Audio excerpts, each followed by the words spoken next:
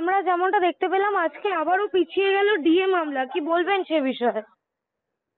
আজকে 51 নাম্বার ছিল, 51 নাম্বার পর্যন্ত ৪৪ নাম্বার পর্যন্ত ধরেছে, তারপরে আর যেতে পারেনি বলে খুব স্বাভাবিকভাবে এবং খুব কাছাকাছি ডেটই আছে 29 এই মাসের 29 তারিখে পরবর্তী শুনানি। ঠিক তারই অন্যদিকে আমরা দেখতে পেলাম রাত ভোর ধরে অবস্থান করছে এসএসসি ভবনের সামনে চাকরিহারা শিক্ষক শিক্ষিকারা। অন্যদিকে ব্রাত্য বসু কিন্তু সেই মিথ্যা প্রতিশ্রুতি দিচ্ছেন তাদের। কিভাবে দেখুন, দেখছেন? ডাক্তারবাবুকে বলবো যে প্রথমে ওএমআর শিটটা প্রকাশ করুন আদালতের নির্দেশ মোতাবেক, এবং আমি সরকারকে বলবো যে যারা অযোগ্য অবৈধ রয়েছে তাদের কাছ থেকে টাকাটা আদায় করুন, না হলে কিন্তু কন্টেম্প প্রসিডিংসের সম্মুখীন হতে হবে, আপনাদের জেলে যেতে হবে। ফলে খুব পরিষ্কার কথা, অবৈধদের কাছ থেকে টাকা আদায় করতে হবে, ওএমআর শিট পাবলিশ করতে হবে। আর সিবিআইকেও বলবো এই অবৈধ অযোগ্য চাকরি প্রাপকদের কাস্টডিতে নিয়ে ইন্টারোগেশন করতে হবে, দিয়ে খোঁজ করতে হবে আসলে টাকাগুলো কে নিয়েছে। এই যে সাদা খাতার শিক্ষক হয়েছে, এই সাদা খাতার শিক্ষকরা কাকে টাকা দিয়েছে, এই 14 তলায় টাকা দিয়েছে নাকি কোনো ঘাটে টাকা দিয়েছে, সেটা উদ্ধার করতে হবে এবং সেই ঘাটের বাসিন্দা বা 14 তলার বাসিন্দাকে জেলে নিয়ে যেতে হবে। কিন্তু দাদা ব্রাত্য বসু কিন্তু বলেছেন যে 11 তারিখ তিনি বলেছিলেন যে 21 তারিখ তালিকা দেবেন, এবং গতকাল তিনি একেবারে প্রেস মিট করে বললেন যে সুপ্রিম কোর্টে এরকম কোনো নির্দেশ নেই তালিকা দেওয়ার, তাই আইন না মেনে তিনি কাজ করবেন না। না, যত বেআইনি কাজ করে এখন মনে হয় যে আইন মানবো, তো আইন মানলে তো প্রথমে ওএমআর শিটটা প্রকাশ করুন। একে তো প্রথম টপ টু বটম হারলেন, তারপরে নির্লজ্জের মতো এসে সাংবাদিক সম্মেলন। আমি তো ভেবেছিলাম যে অন্তত পক্ষে আর এরা জনমানুষের মুখ দেখাবে না অন্তত পক্ষে এরপরে, কিন্তু তারপরেও বুঝলাম যে এরা বেশ নির্লজ্জ টাইপের মানুষ আছে এবং তারা খুব স্বাভাবিক নির্লজ্জতা থেকে প্রশাসনিক অদক্ষতা প্রমাণ রেখে, দুর্নীতি পরায়ণতার প্রমাণ রেখে তারা বেশ নির্লজ্জের মতো এসে আবার এইসব কথাবার্তা বলছে। দেখুন, আইন খুব নির্দিষ্টভাবে আদালতের রায় আছে, তারপরেও করেননি। আদালতে কালকে কন্টেম্প প্রসিডিংস আছে, আদালতে কন্টেম্প প্রসিডিংস গুলো চলবে, ওদের সেখানে ওদের বলতে হবে যে কেন তারা ওএমআর শিট প্রকাশ করবেন না। ওএমআর শিট তো প্রকাশ করতেই হবে। স্যার, যদি রিভিউ পিটিশন করা হয় তারপর কি তালিকা পাওয়া সম্ভব? অত্যন্ত লিমিটেড, দেখুন রিভিউয়ের স্কোপ অত্যন্ত লিমিটেড। তাছাড়াও রিভিউ এই যে মিসলিনিয়াস অ্যাপ্লিকেশনকে করে রিভিউয়ের স্কোপ আরো ছোট করে দিয়েছে।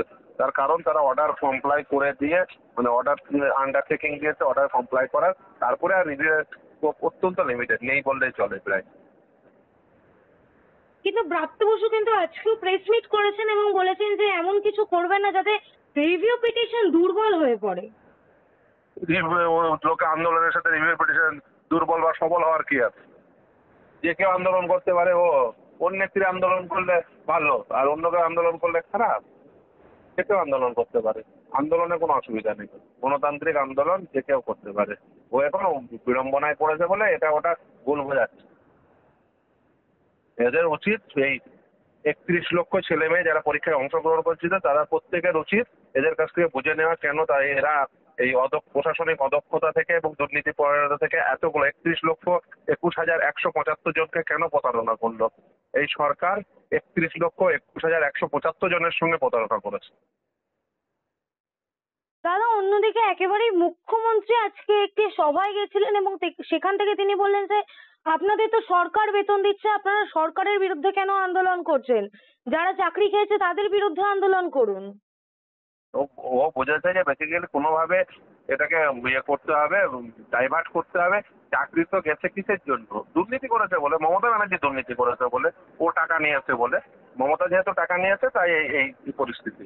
মমতা ব্যানার্জির মতো এরকম একটা অদক্ষ প্রশাসক যে নির্লজ্জের মতো ভোট চাইতে দেয়, বলে চলো আমি রাজ্যের দায়িত্ব দেবো, একটা ঠিক করে নিয়োগ প্রক্রিয়া করতে পারে না, এরকম একটা অযোগ্য, তার উপর দুর্নীতি পরায়ণ, একটা অযোগ্য দুর্নীতি পরায়ণের জন্য আজকের এই অবস্থা। বলে ওই অযোগ্য দুর্নীতি পরায়ণ কি বললো না বললো ইনম্যাটেরিয়াল, ও অযোগ্য দুর্নীতি পরায়ণ, ও চরমতম নির্লজ্জ। না হলে কখনো এই মুখ দেখায় এই কাণ্ডের পরে?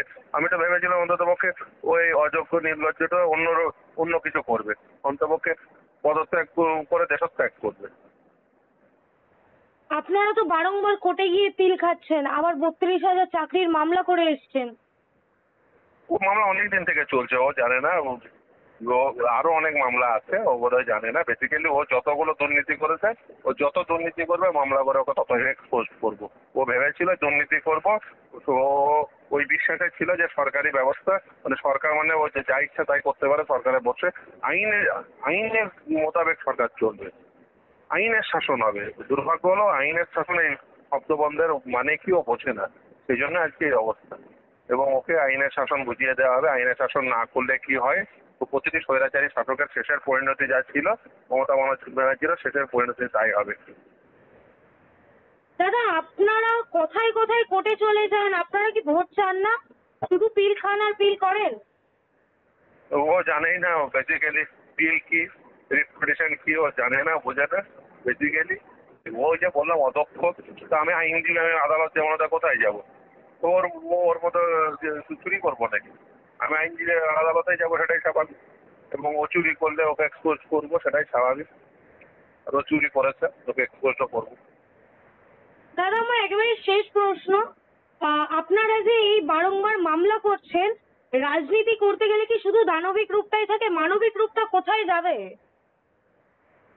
মানবিকতা ওকে বলুন, কারণ হচ্ছে উনি মানবিকতার বিন্দু মাত্র লেশ। তো এত পয়সার কিসের প্রয়োজন? এত ও তো বেশ মুখ্যমন্ত্রী হিসেবে বেতন পাই, তারপরে এত 35টা প্লট কিনতে রাস্তার উপরে করার কোনো প্রয়োজন ছিল না। ওর পরিবারের লোকজনের কোনো দরকার ছিল না বাড়িতে ওই লিফট লাগানোর, কোনো প্রয়োজন ছিল না। কোটি টাকা ঝাড়বাতি লাগানোর, কোটি টাকা ঝাড়বাতি ক্যাপসুল লিফটে গিয়ে লাগিয়েই তো আজকে রাজ্যের ভবিষ্যতের এই জায়গায় দাঁড় করিয়েছে।